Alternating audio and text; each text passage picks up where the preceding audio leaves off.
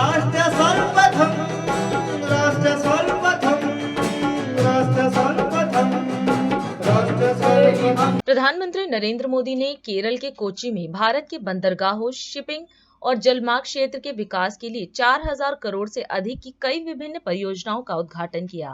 इस अवसर पर उन्होंने कार्यक्रम को संबोधित करते हुए कहा कि आजादी के अमृतकाल में भारत को विकसित राष्ट्र बनाने में देश के हर राज्य की अपनी भूमिका है।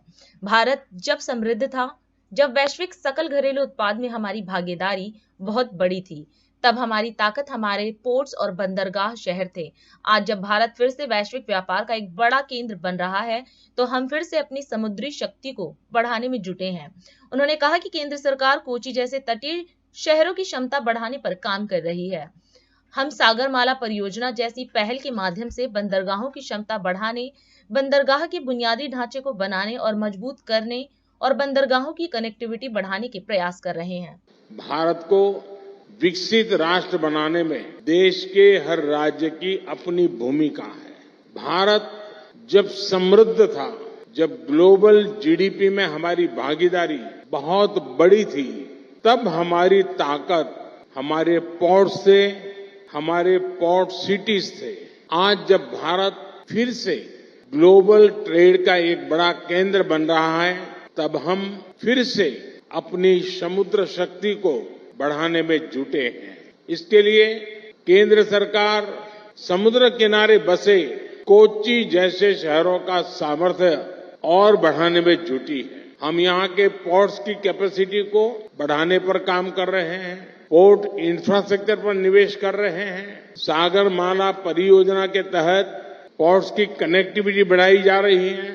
साथियों, आज यहाँ देश को अपना सबसे बड़ा ड्राई डॉक मिला है।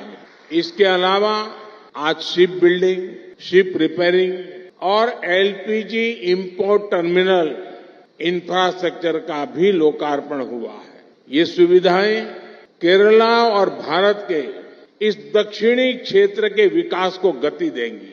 Made in India aircraft carrier INS Vikrant के निर्माण का ऐतिहासिक गौरव कोच्चि शिपयार्ड के पास है। इन नई सुविधाओं से शिपयार्ड की कैपेसिटी कई गुना बढ़ जाएगी।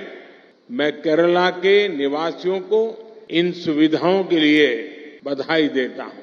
साथियों, पोर्ट, शिपिंग और इनलैंड वाटरवेज के सेक्टर में ईज ऑफ डूइंग बिजनेस बढ़ाने के लिए पिछले 10 वर्षों में केंद्र सरकार द्वारा अनेक रिफॉर्म्स किए गए हैं। इससे पोर्ट्स में अधिक इन्वेस्टमेंट आया है और ज्यादा एम्प्लॉयमेंट जनरेट हुआ है। इंडियन सीफेयरर्स, उससे जुड़े जो नियम थे, उसमें किए गए रिफॉर्म्स की वजह से पिछले 10 साल में सीफेयरर्स की संख्या में 140% की वृद्धि हुई है। साथियों, आज दुनिया भी ग्लोबल ट्रेड में भारत की भूमिका समझ रही है। G20 समिट के दौरान भारत ने middle east, Europe economic corridor के जो प्रस्ताव पर सहमति बनी, वो इसी भावना का प्रमाण है। ये कॉरिडोर विकसित भारत के निर्माण को बहुत बल देगा। इससे हमारी कोस्टल इकोनॉमी को बड़ी ताकत मिलेगी। हाल ही में मैरीटाइम अमृत काल विजन भी लॉन्च किया गया है।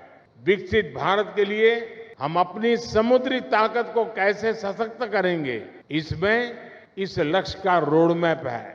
भारत को दुनिया की एक बड़ी मैरीटाइम पावर बनाने के लिए हम मेगा पोर्ट्स, शिप बिल्डिंग और शिप रिपेयर क्लस्टर जैसे इंफ्रास्ट्रक्चर बनाने पर जोर दे रहे हैं।